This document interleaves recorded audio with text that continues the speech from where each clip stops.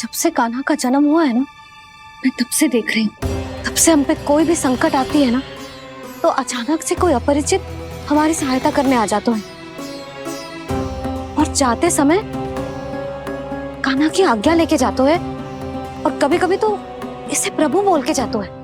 बाबा संभालो।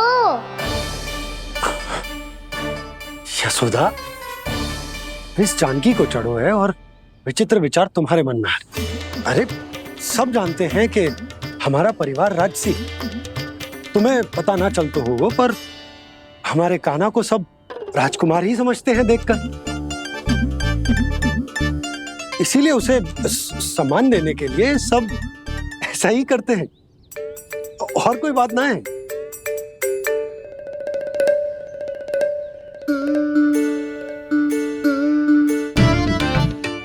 अब जे मेरे लल्ला को ऐसे क्यों घूर रहे हैं? बुरी दृष्टि लगाएंगे क्या?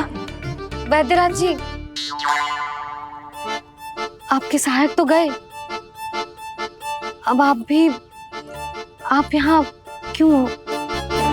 वो क्या है ना, मैं अपने रोगी का निरीक्षण करके पूरी तरह से संतुष्ट होकर ही जाता हूँ।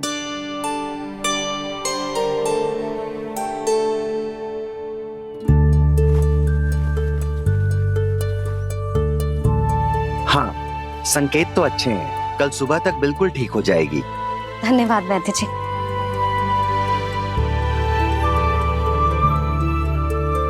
बस तो फिर हम कल पकड़न पकड़ाई खेलेंगे जानकी।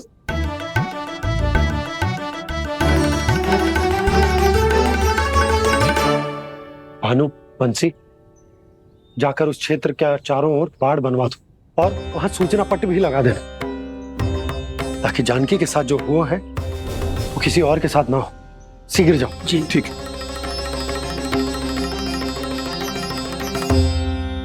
बाड़ और सूचना पट लगवाने से समस्या का समाधान नहीं होगा बाबा। निर्दोष पशु सूचना पट देखकर भी कुछ समझ नहीं पाएंगे।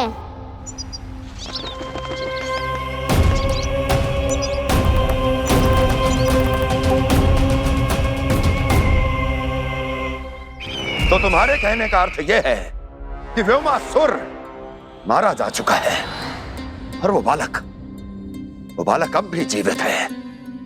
हाँ महाराज, मैंने गोप बालकों को कहते सुना था कि कृष्ण ने छलिया को मोक्ष दे दिया है, पर वृंदावन सुरक्षित नहीं है महाराज।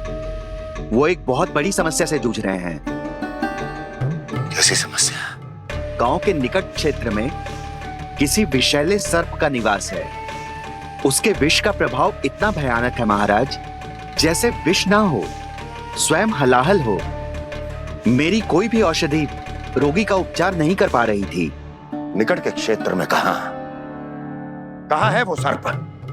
गोप मानते हैं कि वो सर्प गांव के निकट यमुना नदी के जल में रहता है। मुझे तो लगता है महाराज, ये कालिया नाग की कथा कोई किंवदंती या लोक श्रुति नहीं, एक सच्चाई है, एक विषैली सच्चाई।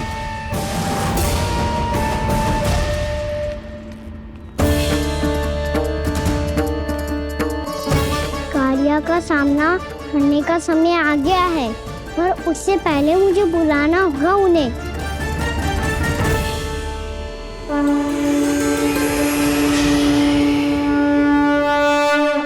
संसार के दारुण भय का नाश करने वाले, सभी कष्टों का हरण करने वाले, विश्व का समस्त ऐश्वर्य प्रदान करने वाले, कमल जैसे लोचन, मुख और चरणों वाले आजानुभूत श्री राम को मैं बार बार नमस्कार करता हूँ। आपदामपहर्तारं दातारं सर्व संपदाम लोकाभिरामं श्री रामं भूयो भूयो नमाम्यहम्। कागभूसुंडी, कागभूसुंडी, कागभूसुंडी। प्रभु क्षमा करें, मुझे जाना होगा।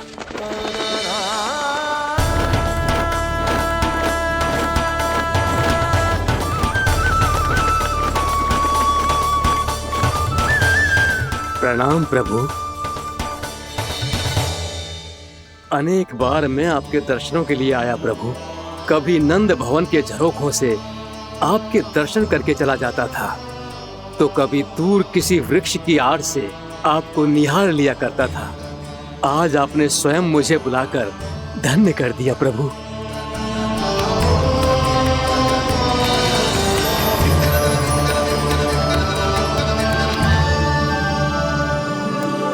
मैंने आपको यहाँ एक विशेष कारण से बुलाया है। आपके श्राप से इस कालिया नाग को मुक्त करने का समय आ गया है। ये तो बहुत ही उत्तम समाचार है प्रभु।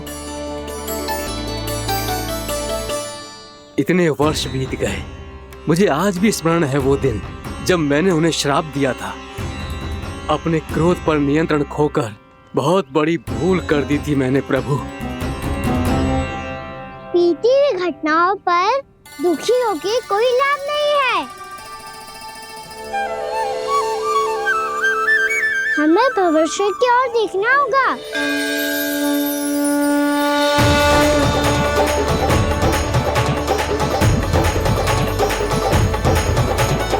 आदेश कीजिए प्रभु, क्या आज्ञा है आपकी? जब मैं कालिया नाग का सामना करने जाऊं, तो आप यहीं रहिएगा। आपको अपने आप पता चल जाएगा कि कब क्या करना है। और हाँ, लौटते जाते समय नारद मुनि से कहिएगा, वो आकर मुझसे भेंट करे। अवश्य प्रभु, प्रणाम। क्या इसने सच्ची में देवर्षि नारद को बुलाया है?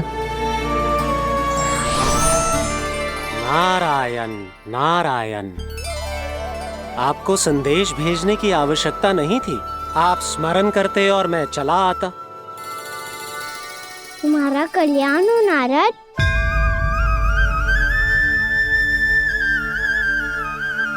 मैंने तुम्हें एक विशेष कार्य के लिए बुलाया है।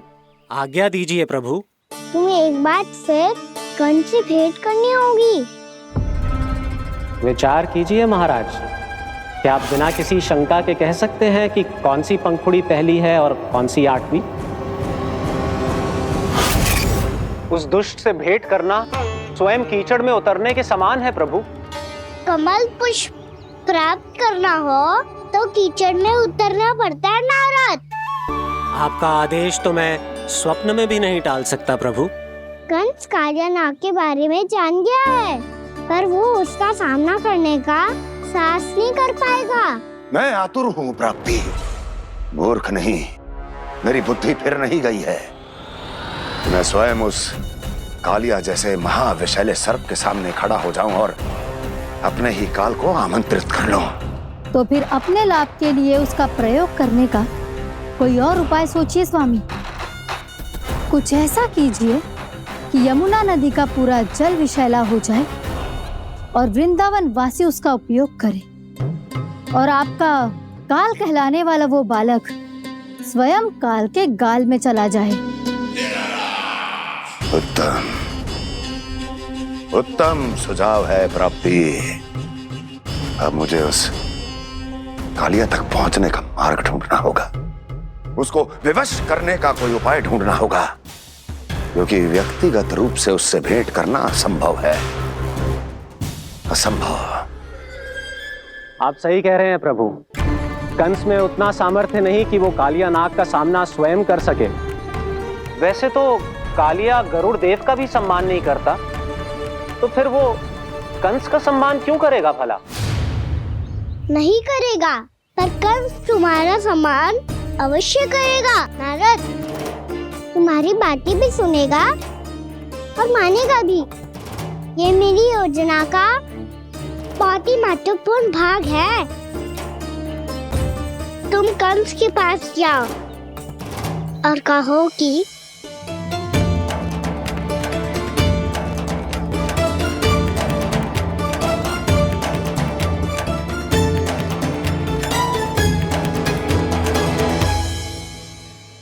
संतान अपने माता पिता को तीर्थ का सौभाग्य दिलाती, पर मेरा लल्ला कितना महान है कि उसने हमारे घर को ही तीर्थ बना दिया। ऐसा तीर्थ जहां मेरी आंखों के सामने भक्त और भगवान का मिलन हो रहा है। जो आज्ञा प्रभु।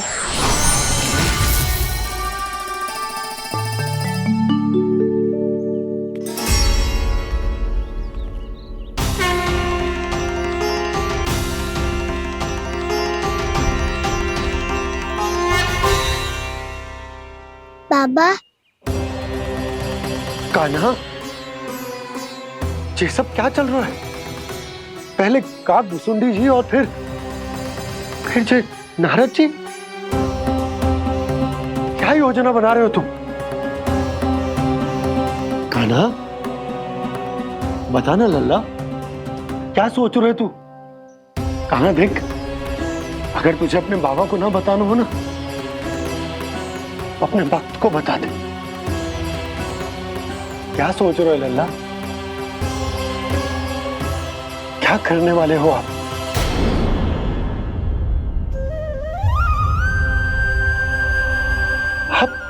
आप इतने दुखी क्यों हो?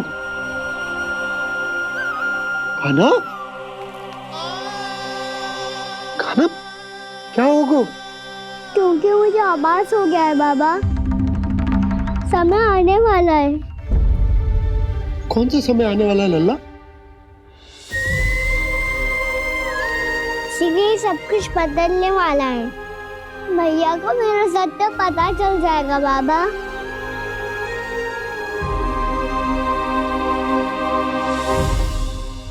पर लल्ला, इसका काग भुसुंडी और कालिया नाग से क्या संबंध है?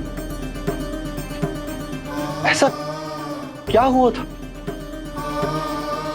और क्या होने वाला है?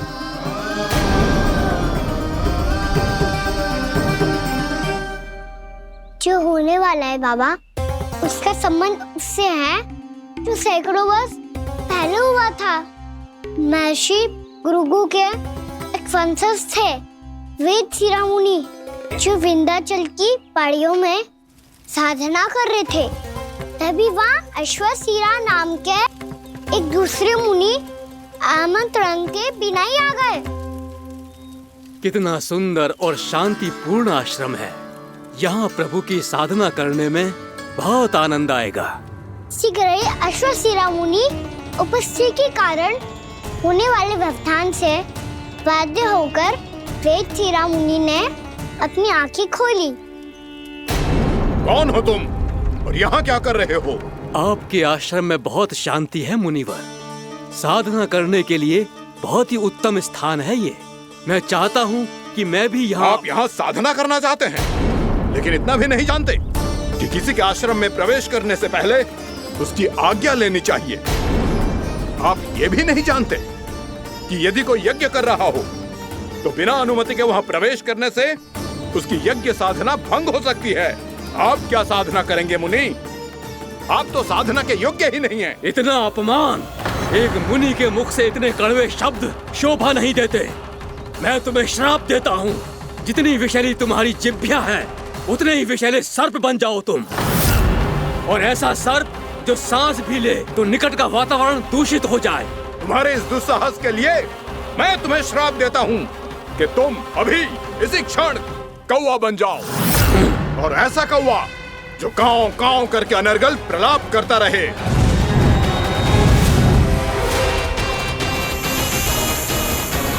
ये मैंने क्या किया? ये मैंने क्या किया? क्रोध के कारण दोनों ने एक दूसरे को श्राप दे दिया। पर दोनों ही मेरे भक्त थे, और भगवान होकर मैं अपने भक्तों को इतनी कठिनाई में कैसे देख सकता था।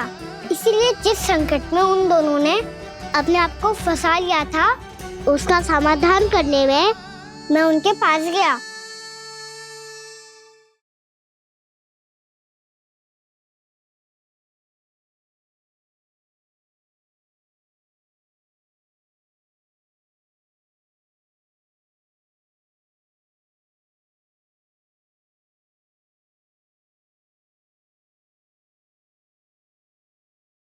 तंग करे मैया को खिजाए, खेले रूठे मनाए।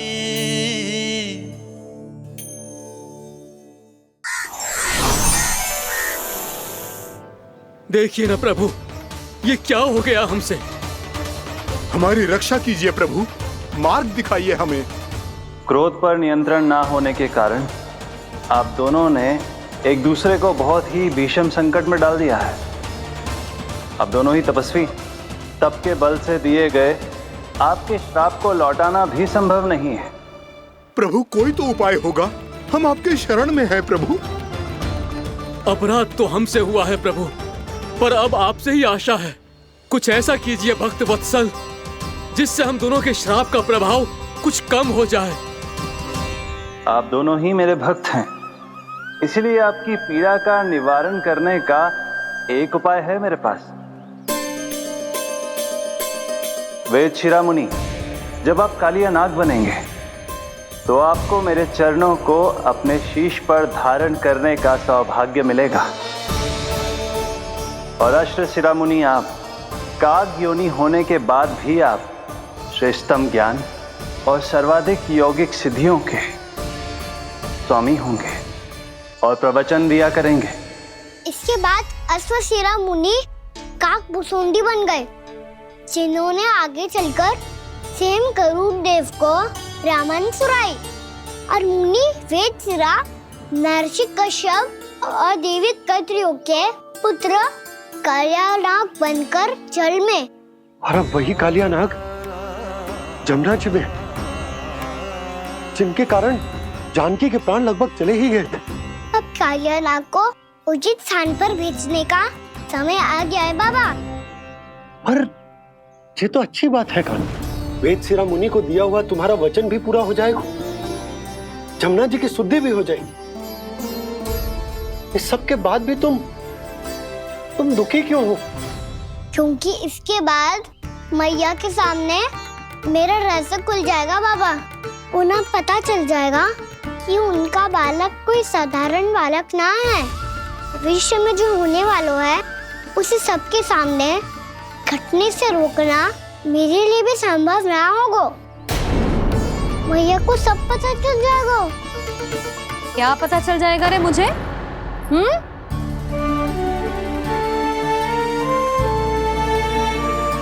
यही कि सबसे अधिक प्रेम मैं आपसे ही करता हूँ।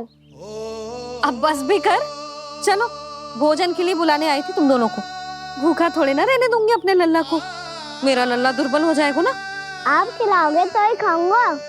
हाँ ठीक है, मैं ही खिलाऊंगी। अब चल, आओ जी चल।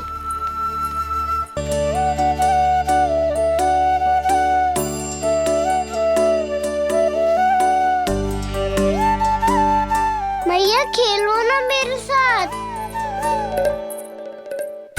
मैया सुनो ना, मेरी बात ना मानोगी? अभी बहुत कार्य पड़े लल्ला, देख जानकी को औषधि भी देने जानो है ना। औषधि मैं दे दूंगा, फिर तो खेलोगी ना आप मेरे साथ। पिछले कुछ दिनों से अपनी मैया का अधिक से अधिक प्रेम पाने का प्रयास करो है कान्हा। इसका तो एक ही अर्थ हो सकता है कि कछु बहुत बड़ो होने वालो है।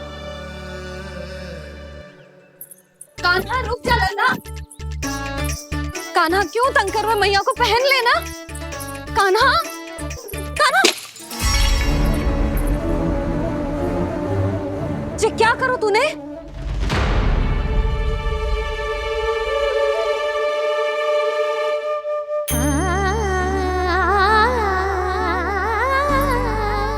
अच्छा ठीक है, अब मुंह लटकाने की आवश्यकता ना है। ये ले।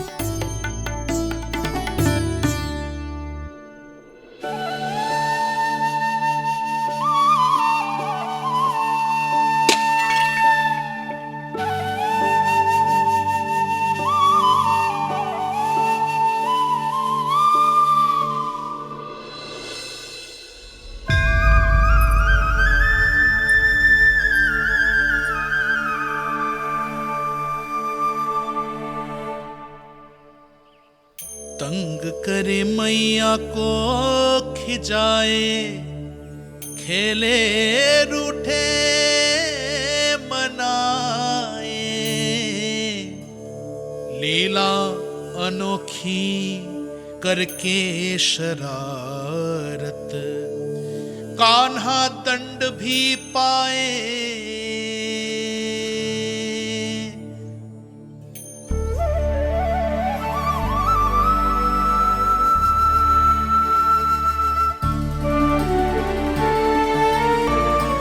रूठना मनाना खेलना खिलाना, पहले शरारत करके क्रोध दिलाना और फिर क्षमा मांग लेना, ये सब जानबूझकर कर रहे हो है कान्हा। जैसे जीवन भर के लिए अपनी मैया की ममता को अपने हृदय में समेट कर रखना चाहते हो। कैसे कैसे करूं उस कालिया से मित्रता, कैसे करूं उसका उपयोग?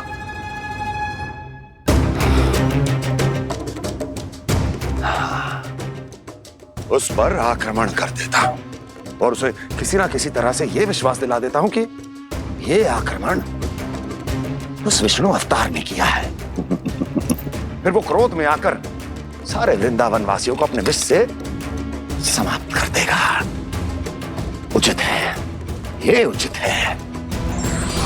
नारायण हरि, नारायण हरि।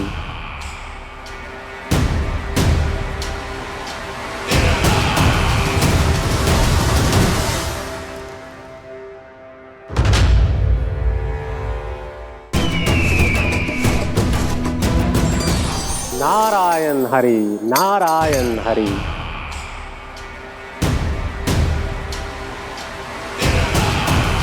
प्रणाम देवर्षि। किस योजना में कितना लाभ है और कितनी हानि, यह आंकलन करते करते थक गए होंगे मथुरा नरेश। देवर्षि, आज मेरा ध्यान कैसे आ गया आपको? आप तो सदैव ही मेरे ध्यान में रहते हैं महाराज कंस। सत्य तो यह है कि मथुरा में जो भी हो रहा है मुझसे छिपा हुआ नहीं है। मैं जानता हूं कि आप किसी भी असुर को वृंदावन क्यों ना भेजें, और वो असुर कितना भी शक्तिशाली क्यों ना हो, कृष्ण का सामना नहीं कर पाता। या तो पराजय स्वीकार करके आपके पास लौट आता है, या तो फिर वीर गति को प्राप्त हो जाता है।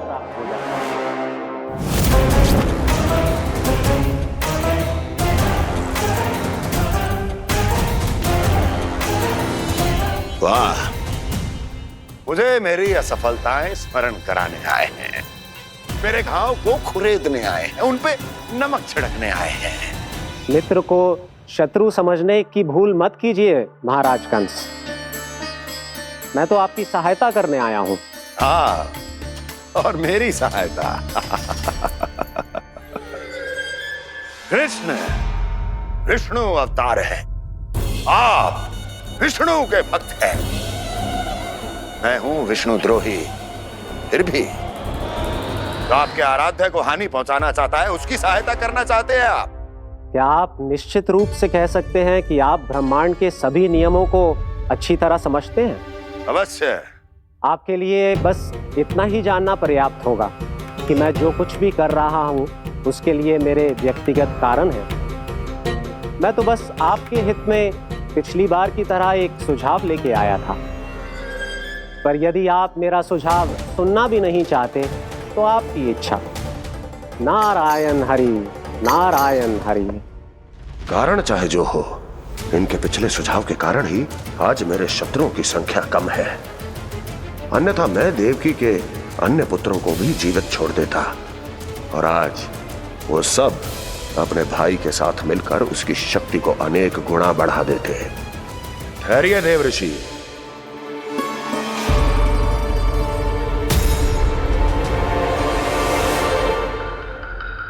बताइए क्या सुझाव है आपके पास? मेरे सुझाव का नाम है कालिया नाग।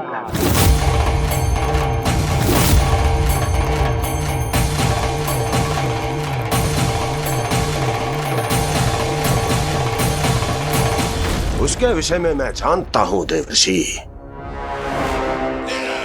तो समस्या यह है कि मैं स्वयं उससे मिलने नहीं जा सकता, उससे भेंट नहीं कर सकता। उस कृष्ण की हत्या के लिए उसको वृंदावन जाने के लिए तैयार नहीं कर सकता। तो मत जाइए उसके सामने, और ना उसे भेजिए कृष्ण के सामने।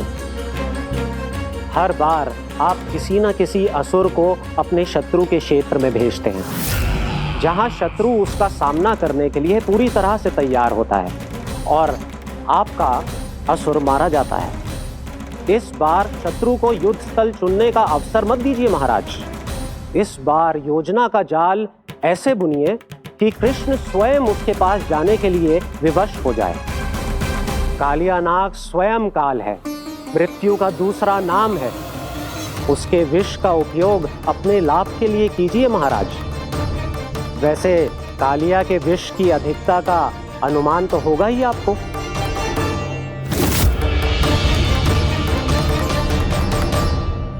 एक बार जो उसके क्षेत्र में पहुंच गया, फिर उसके विष से बचना असंभव है। उचित सुझाव है देवर्षि, उचित सुझाव है। देवर्षि, उस छलिया विष्णु की भक्ति करते करते आप भी उसके रंग ढंग सीख गए हैं। उचित है। उचित है।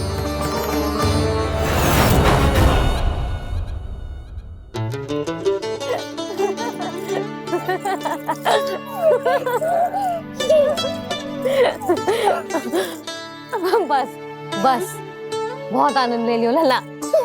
बस अब दूध पी ले। ठहर ठहर, गर्म है। जी ले ले।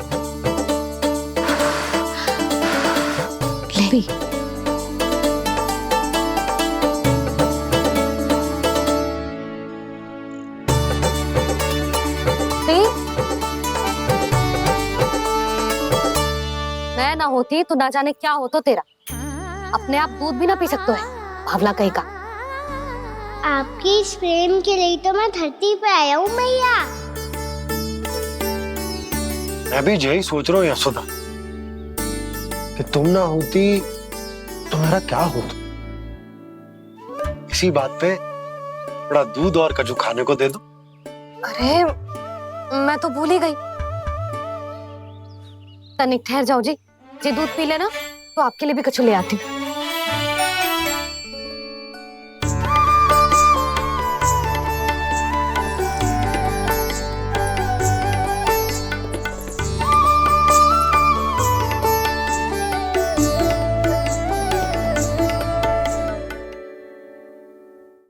प्रणाम महाराज।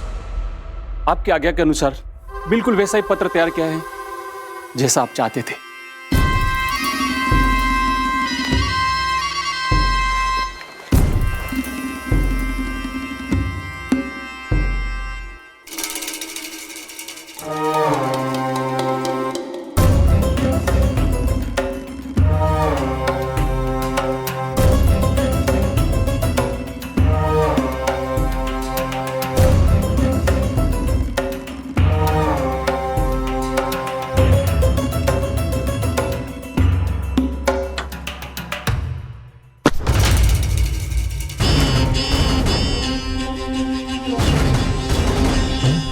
कृष्ण जन्म से लेकर आज तक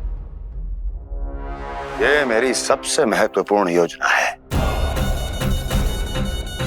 इसका सफल होना निश्चित है दूत, किंतु केवल वही करना जैसा मैंने कहा है। जाओ।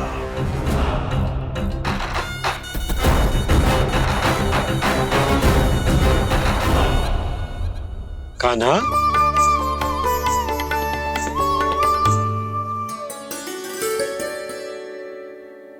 क्या होगा? बाबा मैं चाहता हूँ कि मैया की ममता क्रिस्टल फ्रेम की वर्षा मुझ पे सरते ऐसे होते रहे। वो तो होती रहेगी लल्ला। अपने लल्ला के लिए किसी मैया का प्रेम कभी कम हो सकता है भला? नंदराज, वो मथुरा से एक दूत आयो है महाराज कंस का राजपत्र लेके।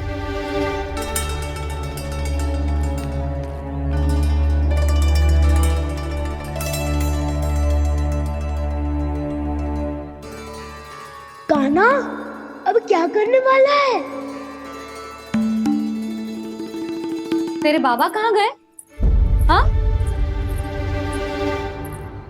कंस मामा का खेल आरंभ हो गया है, पर मैया वो सब सुनेगी तो व्यर्थी चिंतित हो जाएगी। बस थोड़ा बाहर गया मैया, कछु खा लिए से। बाहर इस समय? मैया क्या होगा? भैया देखो ना, पीठ पे कुछ हो रहा है। मेरा हाथ ना पहुंचो, आप करो ना। दिखा यहाँ। क्षमा करना मैया, पर अभी बाबा को ही संभालने दो ये सब। कहिए, क्या संदेश लाए हैं आप? नहीं नंदराज, नहीं। महाराज कंस का आदेश है कि ये संदेश सभी गांव वालों के साथ ही पढ़ा जाए। ठीक है, मैं गांव वालों के सामने पढ़ दूंगा, पर मुझे तो दीजिए पढ़ने के लिए। महाराज की आज्ञा का पालन करना आपके लिए भी आवश्यक है नंदराज। सभी गांव वासियों की सभा बुलाइए। बंसी, सभी गांव वालों की सभा बुलाओ। राजपत्र में ऐसा क्या संदेश भेजो है कंस ने? अब मेरे पत्र को पढ़कर सब भौचक के रह जाएंगे। और वो कृष्ण, उस कृष्ण के पांव के नीचे से तो भूमि खिसक जाएगी, आकाश फट पड़ेगा, बिजलियां गिर जाएंगी।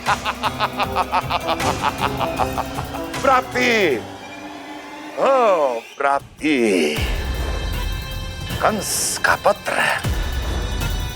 स्वयं को बहुत अधिक शक्तिशाली समझता है ना वो। अब देखता हूं कैसे वो इस महासंकट का सामना करता है। वो कृष्ण, वो अपनी मृत्यु स्वयं चुनेगा या मृत्यु की वेदी पर चढ़ा देगा। प्रिय वृंदावन वासियों को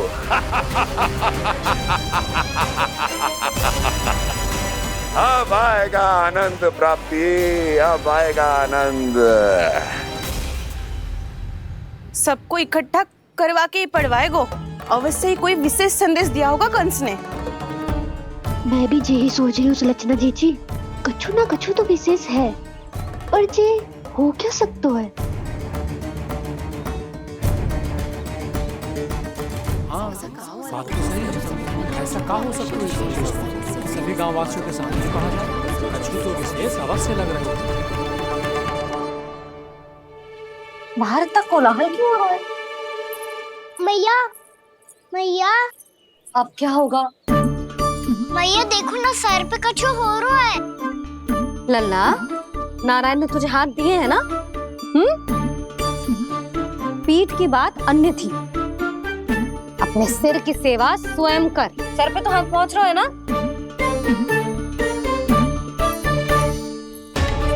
मैया सुनो ना, मैया देखो ना, तीव्र कर कछु हो रहा है। मैया देखो ना, तीव्र कछु हो रहा है।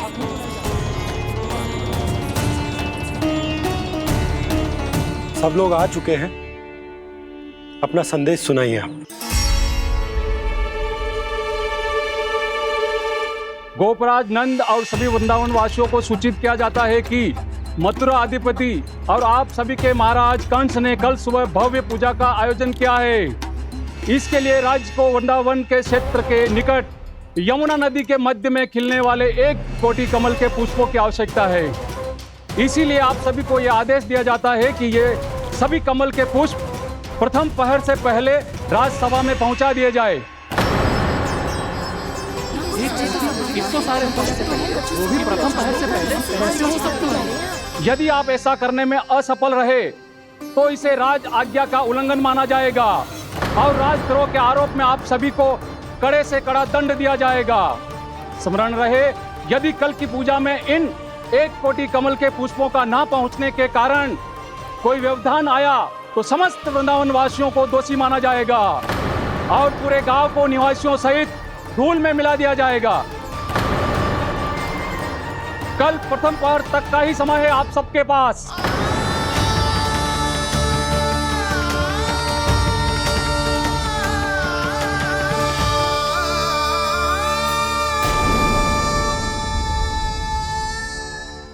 एक कोटि कमल पुष्प, वो भी कल प्रथम प्रहर में? ऐसे कैसे संभव है? और कोई साधारण पुष्प ना, यमुना नदी के मध्य खिलने वाले विशेष कमल के फूल चाहिए उन्हें। लेकिन यमुना नदी में तो कालिया नाग ने विष घोल के रखा है, तो फिर कैसे हो पाएगा? यह संभव है। हमारी मृत्यु का संदेश भेजा राजा कंस ने। सदैव की भांति इस समस्या पर भी गांव के बड़े ही विचार करेंगे। बालकों का यहाँ होना उचित ना है।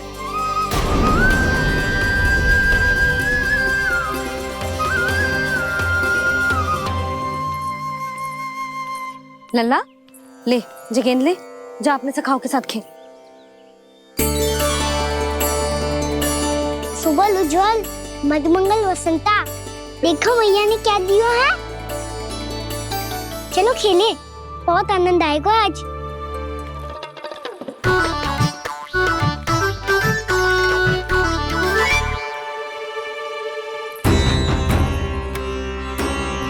भानु, बंसी, जाओ और शीघ्र ही वो घेरे का कार्य समाप्त करो।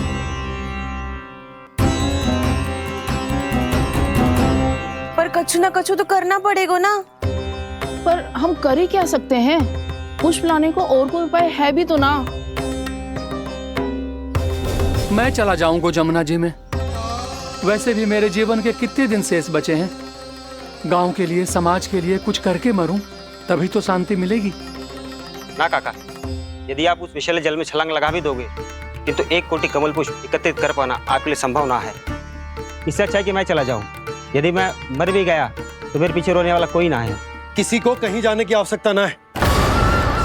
गोप नरेश होने के नाते ये मेरा कर्तव्य है कि मैं आप सबकी रक्षा करूं। नंदराज, आपको जाना है तो जाओ। हरिया, काका, भैया सब चले जाओ। लेकिन आपको पता है वहाँ का जल कितना विषैला है। आप लोग एक क्षण भी जीवित नहीं रह पाओगे। फिर कैसे इकट्ठा करेंगे 1 कोटि कमल पुष्प? आप बात तो सही कह रही हैं शांति। उस दुष्ट कंस ने ऐसी मांग रख के हम सबको फंसा दिया। हम में से कोई भी क्यों ना चला जाए और इस संकट का समाधान ना निकले को। कान्हा, बताना कौन सा खेल खेलें? गेंद पकड़ खेलते हैं।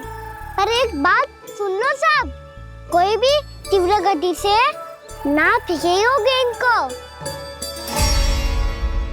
भैया ने फ्रेम बनाई है मेरे लिए। सब तैयार हो? हाँ।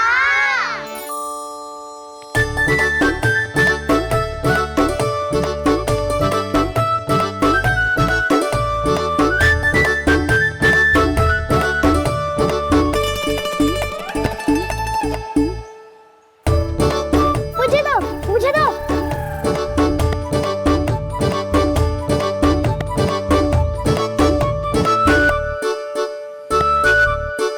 मुझे दो, मुझे दो।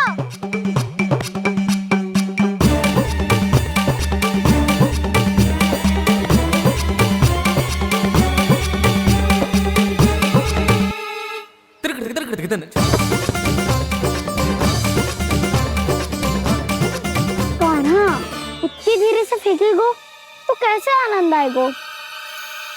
थोड़ा बल लगा के फेंक। हाँ कान्हा, हम अभी बड़े हो गए हैं, तू अब भी छोटे बालकों की तरह फेंक रहा है।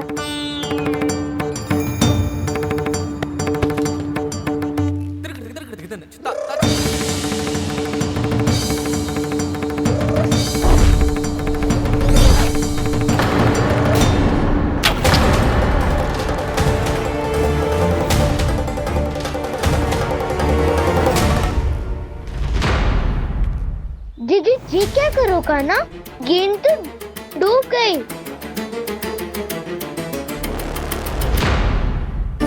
अच्छा, तो ये सब इसकी योजना का भाग था ताकि ये कालिया का सामना कर पाए। तुम सबने तो कही थी तीव्र गति से फेंको। देखो फिकवा दी ना मेरी गेम। मुझसे नदी में। अब मुझे जाके लानी पड़ेगी। रुक जा कान्हा, रुक जा कान्हा। जी क्या बोल रहे थे कान्हा? इसमें तो बहुत संकट है। कोई भी संकट मेरी मैया का उपहार खुलने से बड़ा ना है। बहुत प्रेम से बना के उन्होंने दी थी।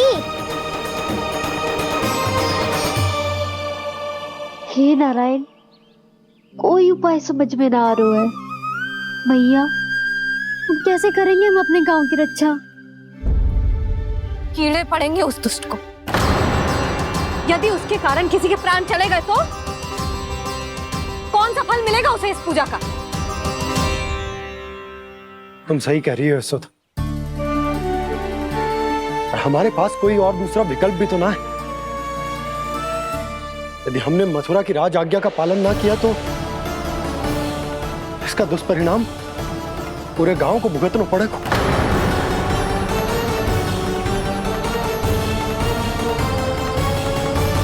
कान्हा,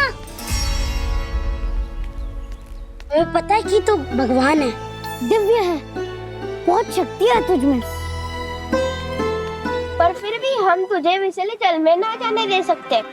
कुछ होगा तो तुम सब इतनी हट कर रहे हो तो ठीक है, ना जाऊंगा। गेंद कहाँ गिरी है, कितनी दूर गई है, ये तो देख लूं, ताकि उसे बाहर निकालने का कोई उपाय ढूंढता हूँ।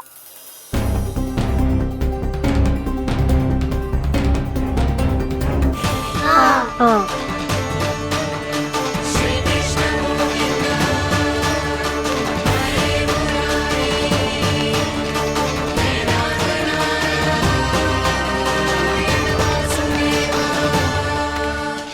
कान्हा की ये लीला तो समझ ही नहीं आ रही।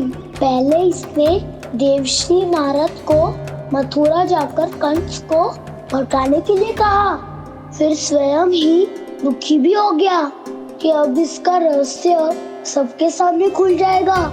और अभी स्वयं ही तो इसने कहा था कि गेंद बहुत महत्वपूर्ण है, फिर स्वयं ही उसे नदी के विषैले जल में फेंक दिया।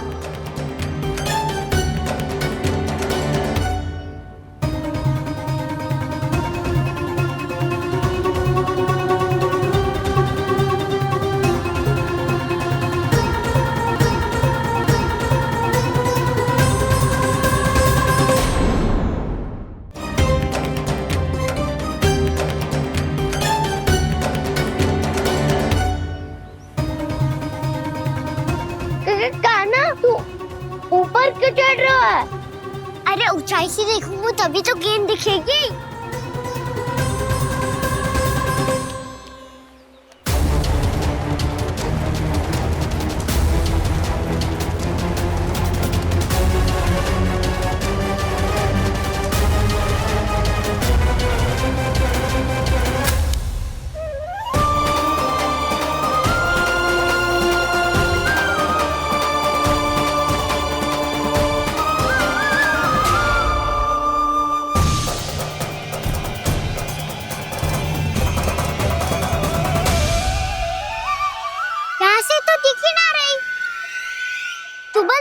से फेंकी थी ना?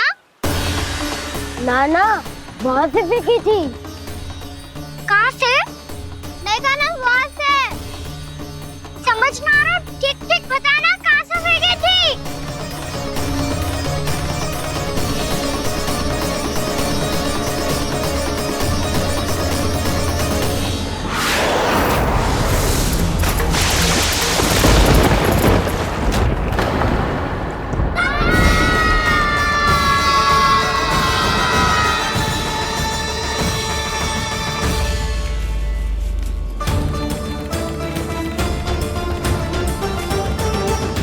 कालिया नाग के क्षेत्र में जाकर कोई भी जीवित वापस ना लौट सको।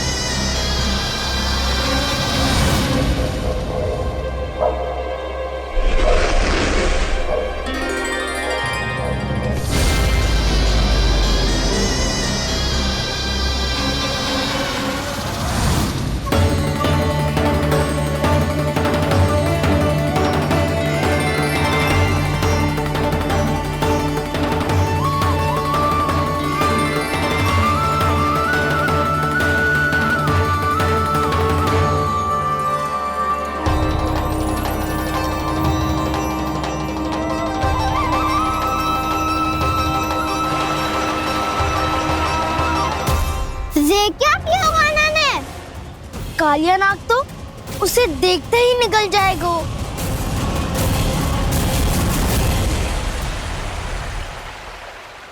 तो आरंभ से अब तक सब कुछ उसकी लीला का ही भाग था।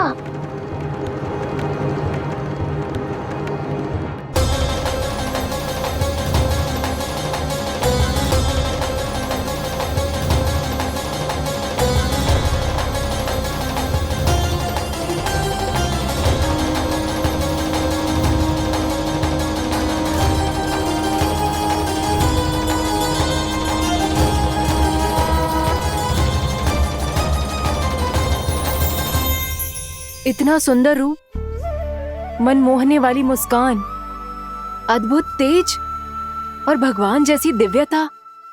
कौन हो तुम? हाँ, तुम्हें देखकर तो हम सब सम्मोहित ही हो गए।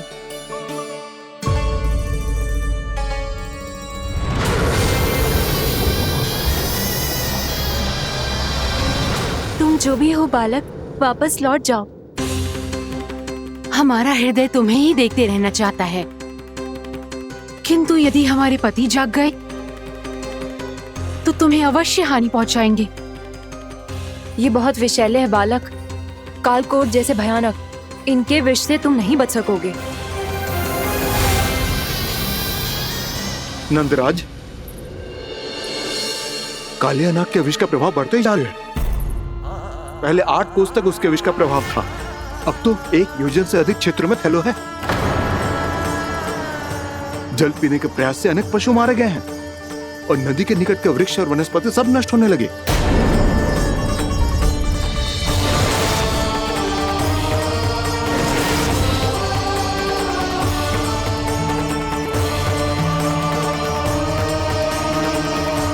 इनके विष की तीव्रता इतनी अधिक है बालक कि इनके संपर्क में आने वाले को तड़पने का भी अवसर नहीं मिलता।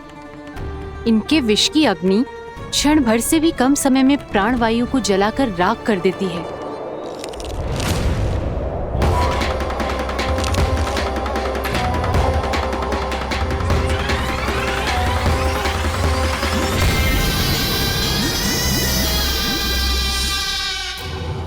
तब तो समस्या और भी गंभीर हो जाएगी।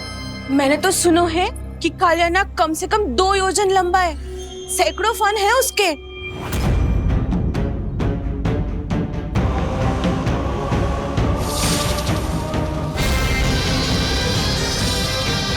इसका अर्थ तो ये है कि हम दोनों ओर से फंस गए। एक और कंस को 1 कोटि कमल पुष्प देने जो कि कालिया नाग के क्षेत्र में पड़ते हैं, और दूसरी ओर उस कालिया नाग का विष यमुना जी के क्षेत्र में बढ़ता ही जा रहा। इसके कारण हम ही नहीं, निर्दोष पशु पक्षी भी संकट में। इन दोनों समस्याओं का एक ही समाधान है, उस कालिया नाग का सामना करना। और ये ना समझ आ रहा कि हम ये करेंगे कैसे, क्योंकि ये बात साधारण मनुष्य के बस की ना है। हमारे लिए ये असंभव है।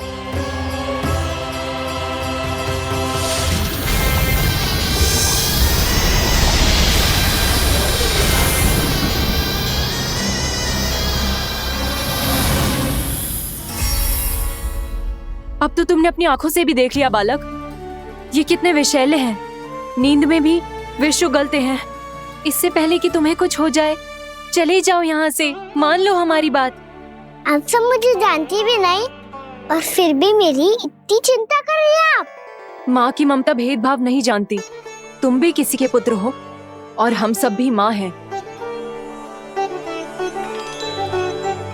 एक माँ को हर बालक में अपनी ही संतान दिखाई देती है, इसलिए हम तुमसे विनती करते हैं, वापस चले जाओ, बचा लो अपने प्राण।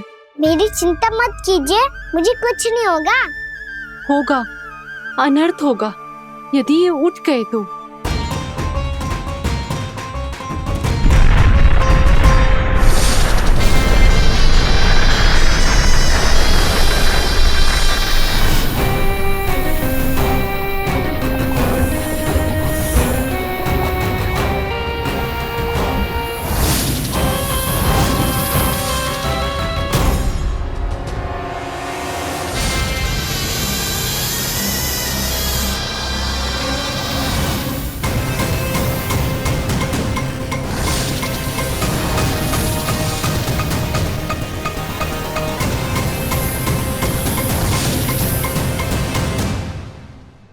सामने होते हुए भी अपने इश्क को केवल वही देख सकता है जो अपना अभिमान त्याग चुका हो।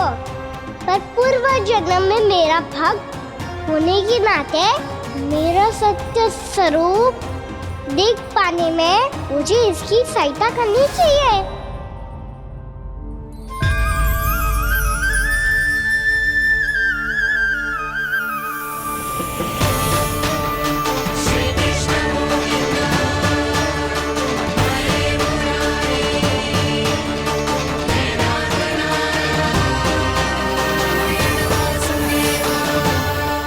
देखो हमारा छोटा सा कान्हा कैसे डट के खड़ा हुआ है, इतने विशालकाय, इतने महाभयंकर सबके सामने।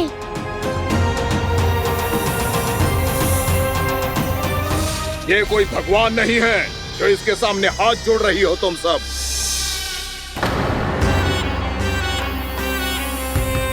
एक सामान्य साधारण बालक है ये, जो ये तक नहीं जानता कि इसके सामने है इसका काल, कालिया। तू कौन है बालक? मेरे इतने निकट आकर भी तू जीवित कैसे है? मेरी नहीं, अपनी चिंता करो कालिया। बहुत मनमानी कर ली तुमने। अब बस मैं तुम्हें रोकना हूँ। अब बस मैं तुम्हें रोकना हूँ। मैं तुम्हें रोकना हूँ। बित्ते भर का है तू, मेरे विष के बारे में जानता ही क्या है? और कहता है मुझे रोकने आया है। किससे? किससे रोकना चाहता है तू मुझे? मुझे क्रोध दिलाने की भूल मत कर बालक। अपनी फुंकार से ही तेरी इस मुस्कुराहट को अंतिम मुस्कुराहट बना सकता हूं मैं। शीघ्र बता, कौन है तू और किसने भेजा है तुझे? तुम्हें आवाज भी है कि अपनी पुकारों से तुम कितना विष भूल चुके हो। पवित्र यमुना नदी को कितना दूषित कर दिया तुमने। और यही नहीं, तुम्हारे कारण निकट के जीव जंतुओं, वृक्ष, वनस्पतियों सबको हानि पहुंच रही है। तो क्या? मुझे उससे क्या? मुझे है आपत्ति है मुझे तुम्हारे इस व्यवहार से, और इसीलिए तुम्हें यहाँ से जाना होगा, यहाँ से जाना होगा।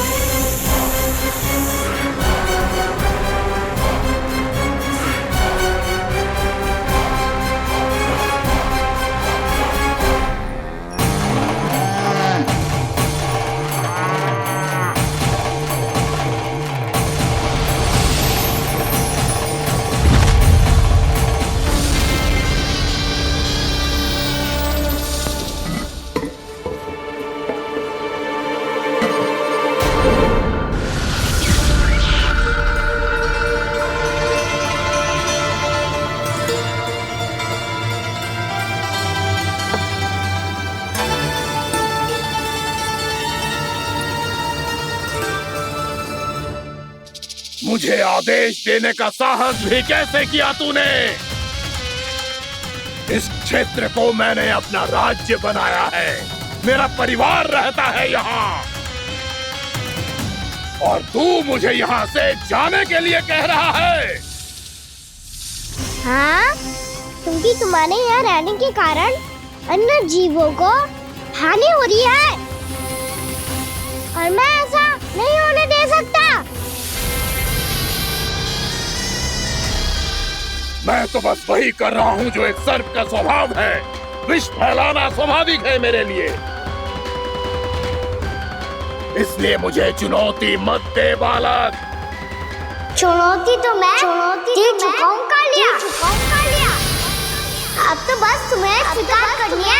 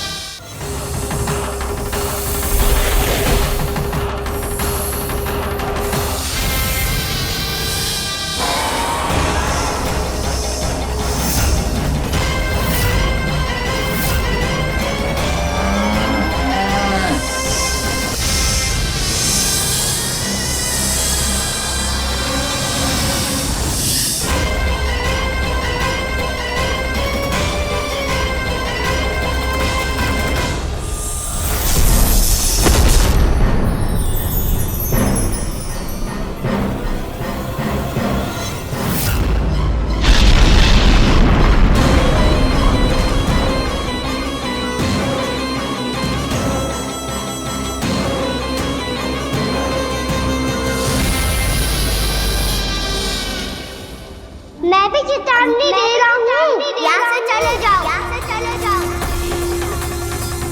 अपनी भूल को पहचानो कालिया, तुम जो कर रहे हो अनुचित है।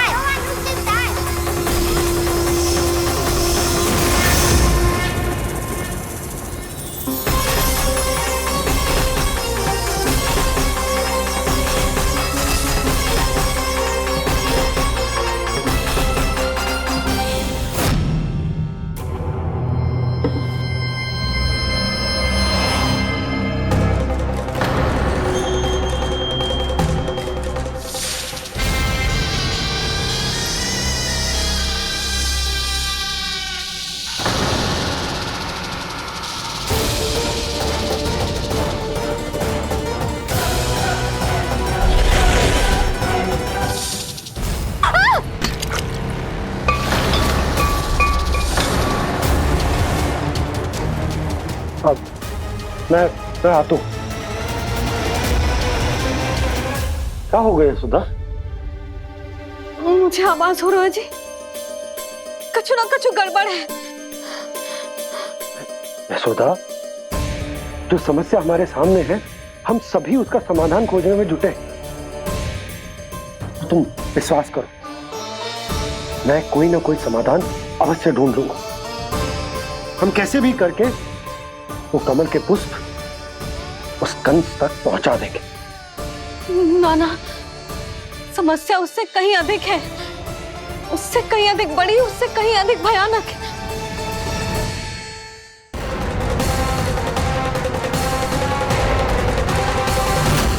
इसकी ये बूंद से ही सबके प्राण चले जाते हैं। इसने तो विष की धारियां फेंकी है खाना पे। कान्हा कैसे बच्चे को अधिक विष से? इसका विष तो क्या, ये सर स्वयं भी छू तक नहीं पाएगा हमारे कान्हा को।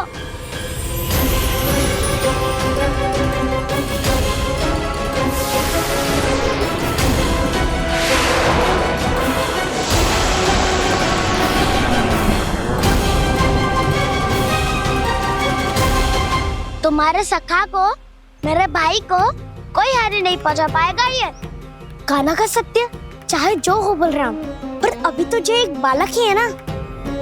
देखो कैसे विष के कारण स्थिर हो गया है।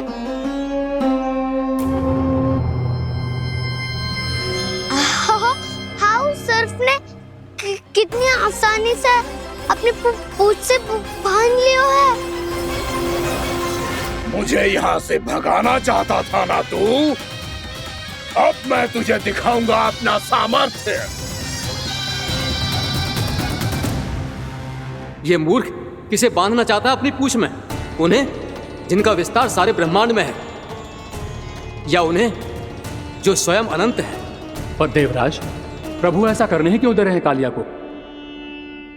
आप सब भूल रहे हैं देवगण, कालिया पूर्व जन्म में प्रभु का बहुत बड़ा भक्त था। उसी भक्ति का फल मिल रहा है अब इसे। वैसे भी भक्तों के मन का भाव सबल हो तो भगवान तो सहज ही बंध जाते हैं।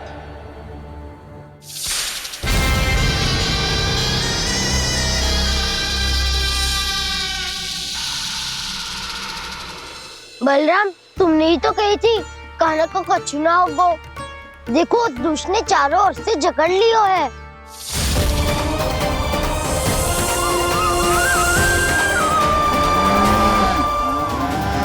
ये क्या कह रही हो तुम?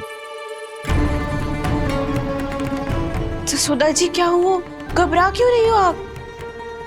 सुलक्षणा, मुझे आभास हो रहा है कुछ बहुत बड़ी अनहोनी हो गई है। नंदराज, नंदराज, नंदराज,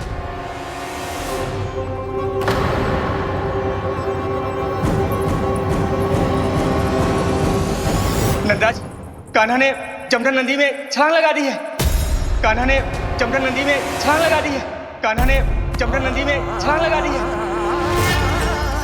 कान्हा जमुना में कूद गया है। मुझे लगा था आज कछु गड़बड़ होने वाली है। मुझे आज कान्हा को ना जाने देना चाहिए था।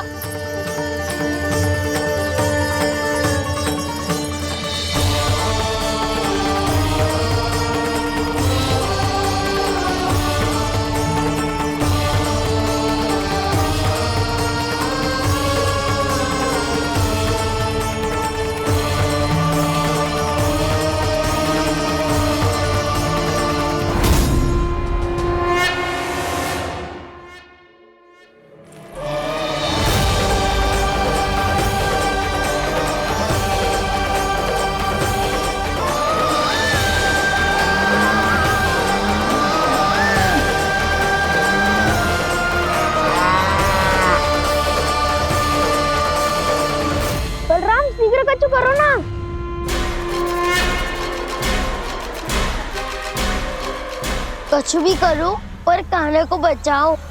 नाग बहुत भयंकर है, कान्हा अकेले ना संभाल पाएगा इसे।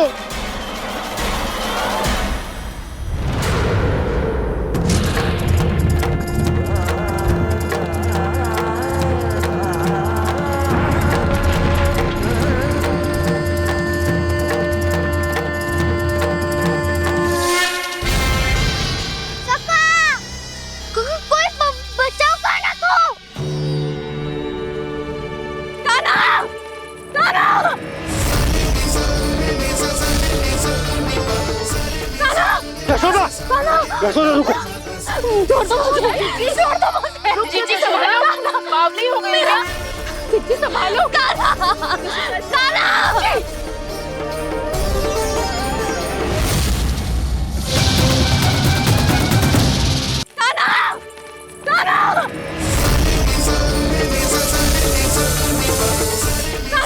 यशोदा, यशोदा रुको। छोड़ दो मुझे, छोड़ दो मुझे। जीजी संभालो, बावली हो गई क्या? जीजी संभालो। देखो अब कैसे तुम्हारे अस्थियों को तोड़कर छोटे छोटे टुकड़ों में बदल दूंगा मैं।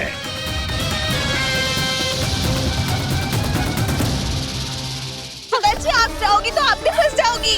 अपने लल्ला के लिए मैं किसी भी संकट का सामना करने के लिए तैयार हूँ। छोड़ो ना यशोदा, हमें कोई और उपाय खोजना पड़ेगा। कोई और उपाय? आप देख ना रही मेरा कान्हा किस दशा में है। कान्हा मैया के वश में नहीं है, नहीं तो ये अपने लल्ला के लिए साक्षात काल का भी सामना कर ले। ये तो केवल कालिया नाग है। हे नागराज, आप मेरे प्राण ले लो पर कान्हा को छोड़ दो। ना नागराज, आप मेरे प्राण ले लो, मैं विरोध भी ना करूंगी। ना नागराज, आप मुझे मार दो पर मेरे कान्हा को छोड़ दो। ना ना ना ना नागराज, मेरे प्राण ले लो, हमारे कान्हा से क्या शत्रुता है आपकी?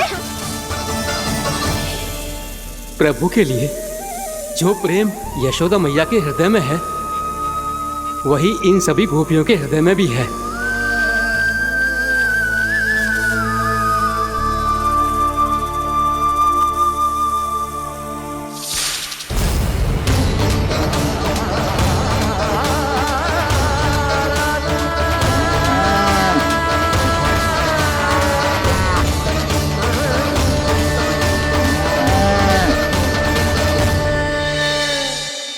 यशोदा, यशोदा, देखो इन गोपियों को, इन गैयाओं को, इन सब के मन में भी तुम्हारी भांति ही ममता भरी हुई। वो सब भी कान्हा से उतना ही प्रेम और स्नेह करती है, उतनी ही ममता से भरी हुई है जितनी कि तुम। तो तुम ही सोचो, जिसके साथ इतनी ममता और इतना स्नेह, इतना प्रेम, उसका कोई क्या कर सकता है? उस कालिया नाग का वेश इस सब आशीर्वादों के सामने कछु न है। कछु करो जी। उसे बोलो वो मेरे प्राण ले ले, मेरे कान्हा को छोड़ दे।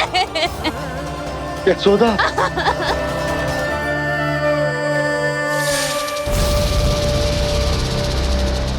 केवल इन्हीं में नहीं देवराज, नाग पत्नियों के हृदय में भी ममता का वही प्रेम उमड़ रहा है।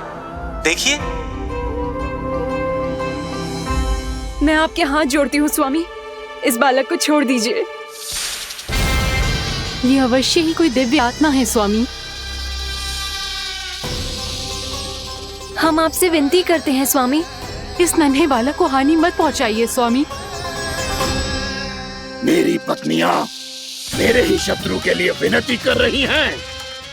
अब यदि इसके पक्ष में एक शब्द भी कहा तुम सबने, तो मैं इस बालक से पहले तुम सबके प्राण ले लूंगा। हो रहा प्रसन्न नाग कालिया, विजय को निश्चित जान। रोते बिलखते व्याकुल सब संकट में देख कान्हा के प्राण।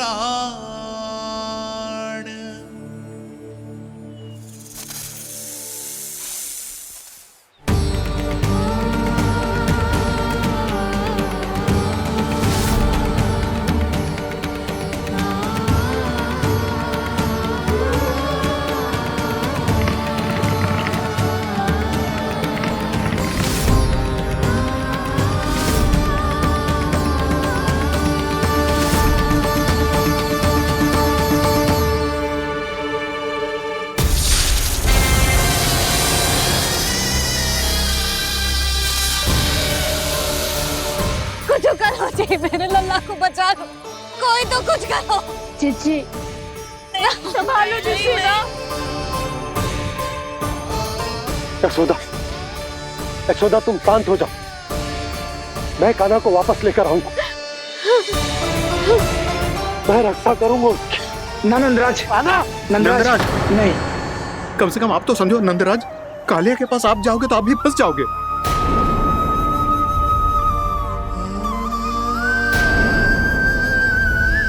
बलराम, तेरा भाई इतनी भीषण संकट में है और तुझे जरा भी दुख ना हो रहा? क्या आप सब अब तक नहीं समझ पाए कि कान्हा सच में कौन है? छोटे बाबा, आप तो उसका सत्य जानते हैं ना?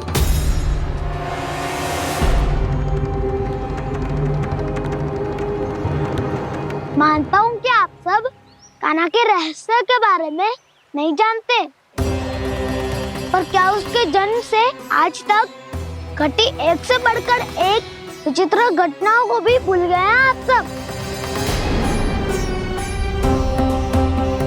भूल गए हैं कि कैसी पूतना जैसी राक्षसी उसका कुछ बिगाड़ नहीं पाई, कैसे तरनावती जैसा भयानक राक्षस उसे एक खरोच भी नहीं दे पाया था।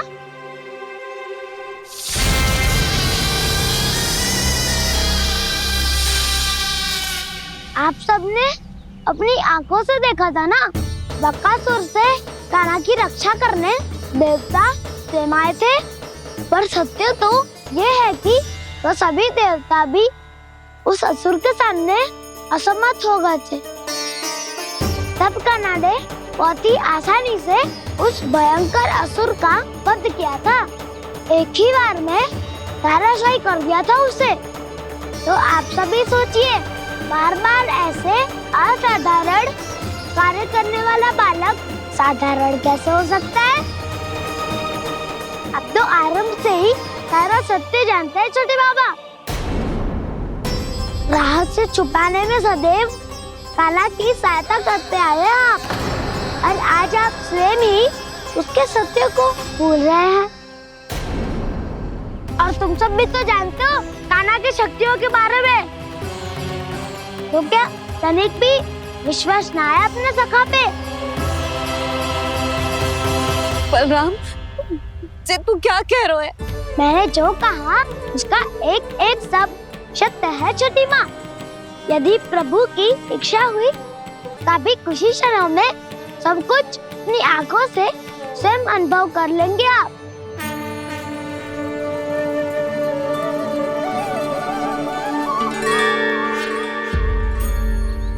शांताकारं भुजगशयनं पद्मनाभं सुरेशं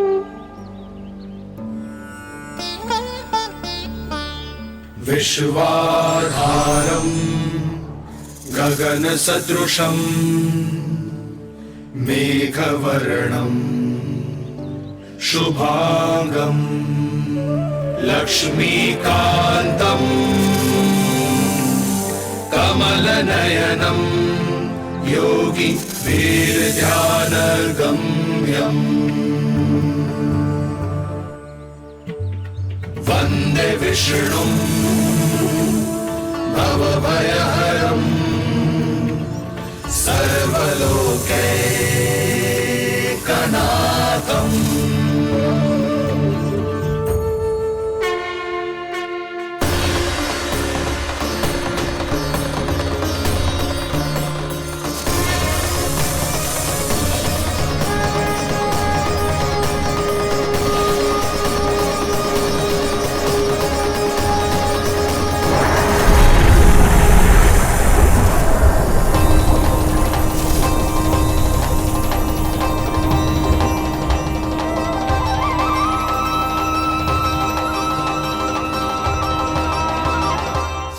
तुझे क्या लगता है बालक कि तू मेरी जकड़ से निकल गया तो अब बच जाएगा तू?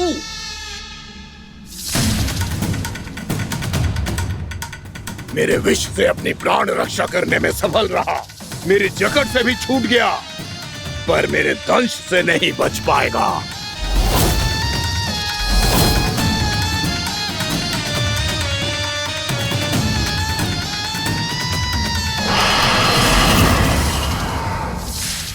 अब भय से भाग रहा है, पर मैं तुझे मृत्यु देकर रहूंगा।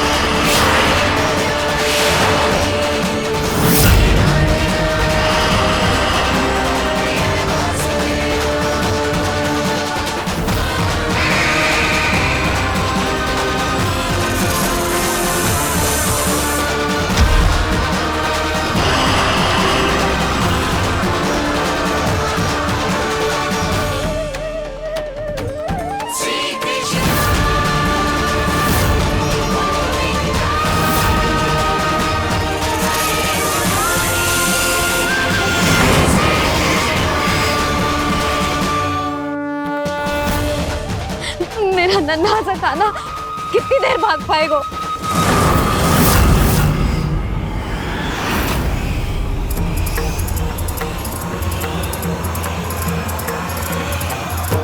और कितनी प्रतीक्षा करोगे मेरी भक्त कालिया?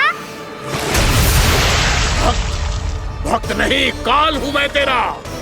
जब अहंकार का मुकुट बुद्धि को ढक लेता है तो भक्त अपने भगवान को भी नहीं पहचान पाता। व्यर्थ की पहेली में मत उलझा बालक, ना मैं भक्त हूँ और ना तू भगवान।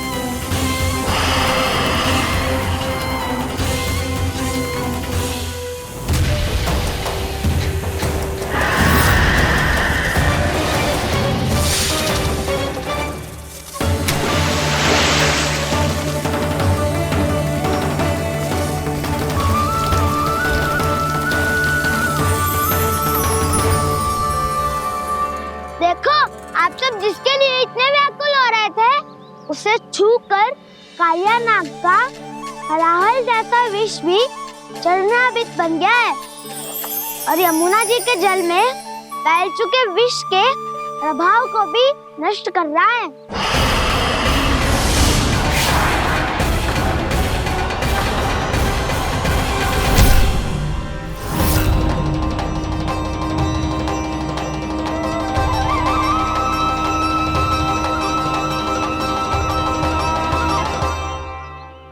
धर्म रक्षक, अधर्म विनाशक प्रभु श्री कृष्ण का कौशल सचमुच अद्वितीय है। नारायण नारायण।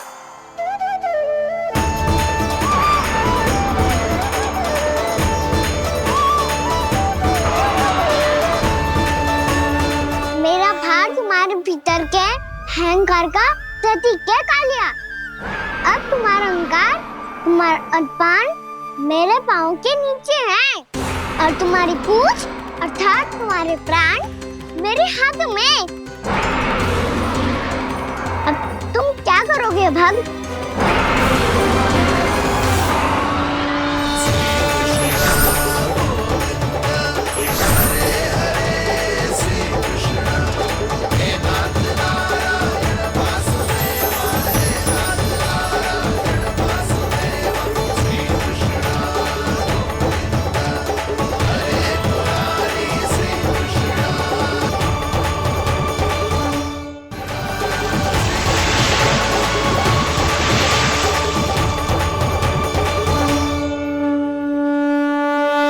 प्रभु, भले ये आपको पहचानने में असमर्थ हो, पर हम सब ने आपको पहचान लिया है। हाँ प्रभु, एक भक्त होने के नाते और एक अर्धांगिनी और माँ होने के नाते मैं आपसे इनके प्राणों की भिक्षा मांगती हूँ। अपनी कृपा दिखाइए और इन्हें क्षमा कर दीजिए। आपके लिए मित्र और शत्रु में कोई अंतर नहीं प्रभु। उसी तरह आपकी कृपा और दंड में भी कोई अंतर नहीं। दोनों दया ही तो हैं, अकारण ही किसी को प्राप्त नहीं होती। हमें विश्वास है कि हमारे पति को मिला ये दंड कोई अभिशाप नहीं है, आपका वरदान है। ये सत्य है प्रभु कि इनसे बहुत से पाप हुए हैं। इनके विष से बहुत सारे जीव जंतु को हानि पहुंची है, पर अब आपके चरण इनके शीश पर पड़ गए हैं। ऐसी कृपा तो बड़े बड़े महान महात्माओं को भी दुर्लभ है, और इन्हें प्राप्त हुआ तो अवश्य ही ये किसी महान पुण्य का ही फल है। हे प्रभु, उन्हीं पुण्य कर्मों की शक्ति का आह्वान कर मैं आपसे विनती करती हूँ, इन्हें प्राणदान दीजिए। मैं अपने इस भक्त को क्षमा अवश्य करूंगी देवियों, यदि ये अपने अहंकार को त्याग कर मुझे पहचान ले तो।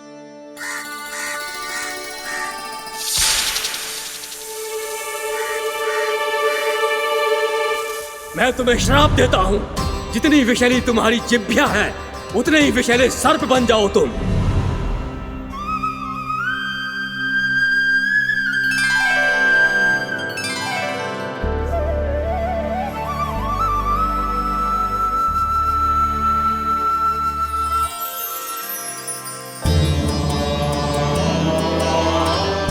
नारायण, मुझे क्षमा कीजिए नारायण। मैं तो आपका परम भक्त था, किंतु मैं आपको पहचान नहीं सका। इसका दंड तो मुझे मिलना ही था, किंतु मैं अब प्रायश्चित करना चाहता हूं। इसके लिए यदि आप मेरे प्राण भी ले लेंगे तो भी मुझे कोई दुख नहीं होगा। मैं अपना जीवन, मृत्यु और अपना अस्तित्व सब कुछ आपको समर्पित करता हूं। तुम्हें तुम्हारी क्रोध के कारण श्राप मिला, जिसे विशाल सर्प के रूप में